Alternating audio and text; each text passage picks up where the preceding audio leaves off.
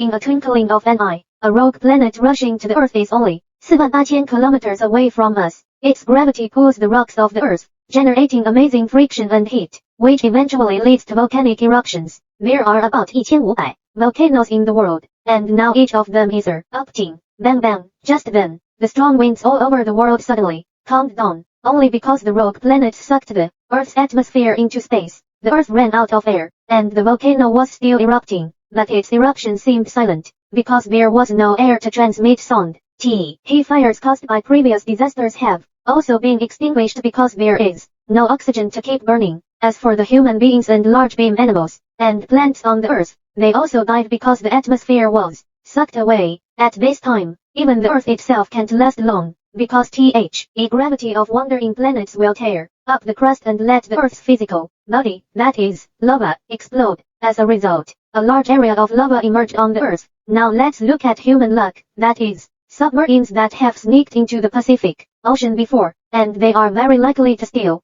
survive. 5 minutes before the impact, the gravity of the rogue planet sucked away all the water on the Earth, all the seas rose into space, and the submarine was sucked together like a helpless fish. Since the global satellite failure, sailors have cut off contact with their superiors, so they may not understand the world at all. It was a minute before the impact, and scientists predicted that the two planets would not collide abruptly as ordinary people expected. In fact, the closer the rogue planets are, the greater the gravitational pull on the Earth, which is proportional to the gravitational pull on one side of the Earth. It's like two hands pulling the Earth, tearing it to pieces. These fragments drift away in space, which contains both skyscrapers and vegetation, trees. They will also become a meteor storm and land in the atmosphere of rogue planets. In a few minutes, the GHT from the destruction of the Earth will reach Mars. The rover we left on Mars will take some photos of the Earth according to the established procedure, which will also be the last photos of the Earth.